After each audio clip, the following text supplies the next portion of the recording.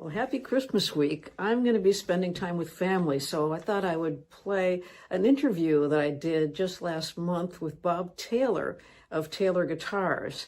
And this was filmed at the 50th anniversary of the Roberto Venn School of Luthery. So that's William Eaton's guitar building school. So that was a big event there. And then I'll play just a little audience recording that I did at the MIM, the Musical Instrument Museum, with Lawrence Juber. We're just playing a tune together. And I'll finish off with my current rendition of my new Christmas song, One Christmas Isn't Enough, because then we are going to be celebrating a bunch of our traditions, just like in the song. Okay, well, here is Bob Taylor. Okay, I'm here with Bob Taylor. Hey, Muriel. Yeah. It was such a surprise to walk in and see you here. Oh, likewise. Yeah. Although there are quite a lot of guitar builders here. I think we have a lot because we're here at Roberto Venn School of Luthery. It's the 50th anniversary. 50th anniversary. And Will Eaton asked 50 guitar builders, companies, and guys that work by themselves and small companies, small to large, to take some of the wood that they had from way back in the 70s, this Guatemalan, or this, what is it? Was it Guatemalan? Nicaraguan rosewood. Yeah. And everybody built a guitar with it, and people did it. And so we're here. There's going to be a really cool show at the MIM, the Musical Instrument Museum, tomorrow night. And that place is epic. If anybody ever comes to Phoenix, go to the MIM. It's more than you expect. Everyone says that. You know? Have you seen it? I've played there, but I didn't spend much time looking at the exhibit, so I need to do that this time. The exhibit's epic. But just when you drive up to the place, you're like, what is this? You expect to see something small. It's not small. Yeah, it's big. And so here we are at Roberto Venn's, and you're going to play tonight. And I just stumbled in on a room and found you. What a delight to see you again. So anyway. Yeah. And what are you doing these days with your wood sourcing, and how are you keeping the company moving forward? Wow, the company's doing well. First of all, we're now employee owned. We made that transition at the end of 2020. December 31st was the last day I owned the company, and now I work for the employees. And so as the company grows and we gain equity, that all goes to the employees of Taylor rather than to me and my partner Kurt of 51 years. We just had our 51st anniversary last month. Wow. Yeah, on the 15th. And so that's been great. I love working at Taylor. And one of the things that I turned 70 this year, so I'm getting older, but I have a few more freedoms because I don't have to be the person who's doing the daily grind. I say, Andy Powers is our president, CEO, and our chief guitar designer. And so sometimes people say, well, how's Taylor now that it's all set up this way? And I said, well, it's kind of like a grandchild, I can come, I work, I take care, but when it has a poopy diaper, I give it back to Andy. So I absolutely love it. And we're growing ebony trees in Cameroon. We have a sawmill there that's Central West Africa. If you don't know where Cameroon is on your map, it's right below Nigeria and above the Gabon. It's right on the coast. It's right where the big hump, the hook of Africa comes down. It's right in the middle there. It's on the coast. It's a beautiful country, and most guitar ebony comes from there.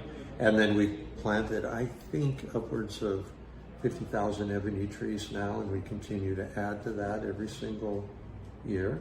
Wow. So, well, that's encouraging because ebony seem to be getting more and more scarce, and there's all this fear of not having enough to make guitars. Yeah. Well, the thing I like to say is if you want wood for guitars, plant it because it grows on trees. And some trees grow pretty quick. We're doing the same thing with koa wood in Hawaii. We've planted thousands of koa trees, and we have thousands more yet to plant. We do a certain amount each year. Some of it we do on other people's property, but we have about almost 600 acres of our own property that we'll put 150,000 koa trees on. We have about 6 more years to go. And those trees grow pretty fast, about 35 years, and you can make a guitar out of it.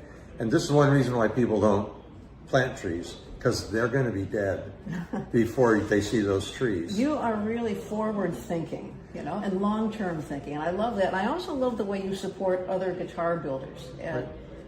In many different ways. I've seen it, things that you've worked so long and so hard for, you share right away with other builders. Very kind.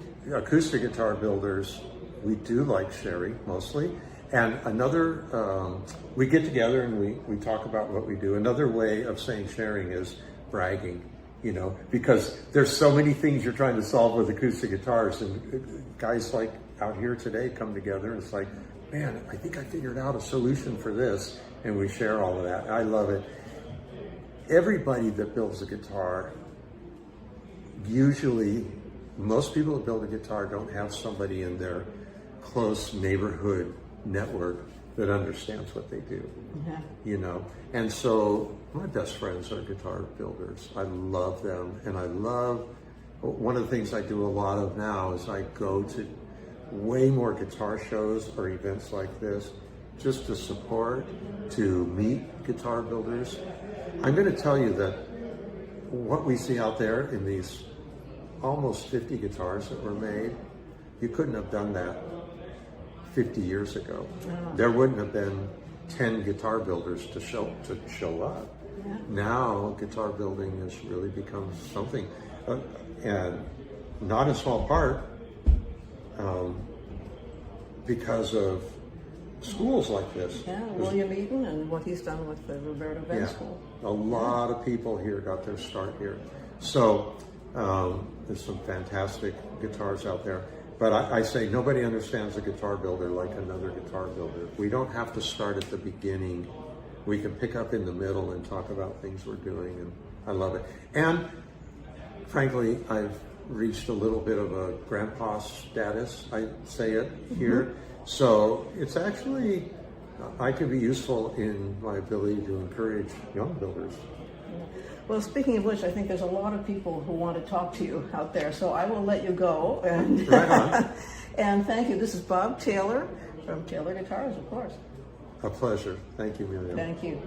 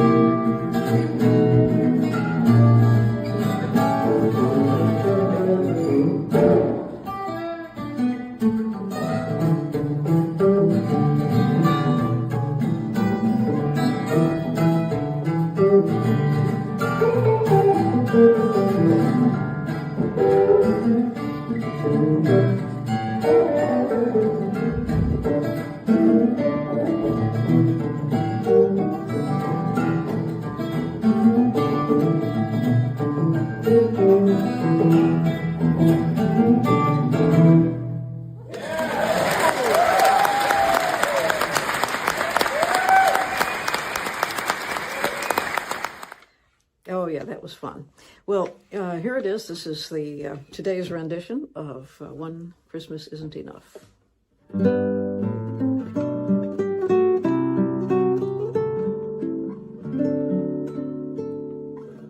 The fourth candle is finally glowing. The circling angel's bell is ringing. Advent Village, windows open, though the icicles are clinging to the branches while by the snow scene. A little voice I hear, one Christmas isn't enough, can't we find another? My little one, you're in luck, we'll celebrate together. Little Christmas, January 6th, the Armenian Noel. Something homemade, something small, a gift that we forgot to give it all. Epiphany, kings of three, we'll celebrate another Christmas. 2 Christmases aren't enough, what about another? My little one, you're in luck, we'll celebrate together. 6th of December, if you remember, your sister brought home wooden shoes. St. Nicholas fills them with chocolates and toys, as in Holland for the girls and boys. And just like the Dutch, we are so much now in the mood for Christmas. 3 Christmases aren't enough, can't we find another? My little one, you're in luck, we'll celebrate together.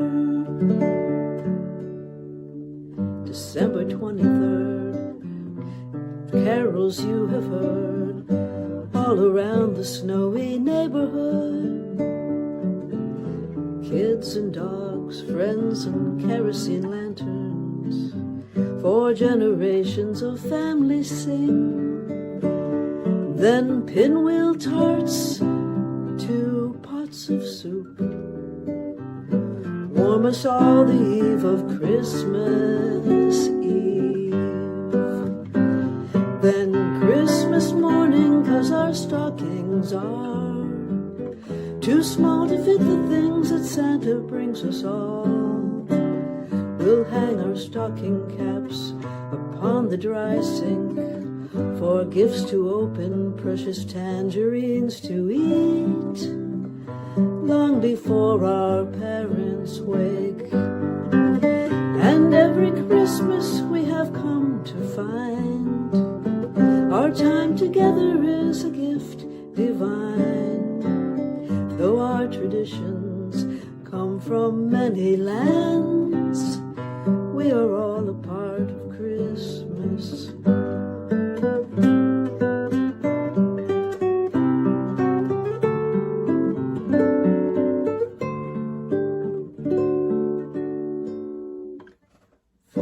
Christmas is super nice, but what about Thanksgiving? My little one, you are right, it's every day we're living. It's every day we're living.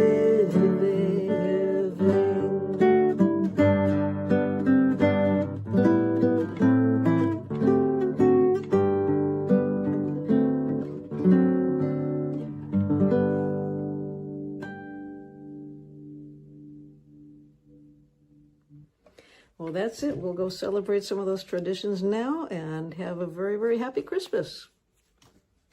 And happy Hanukkah, too.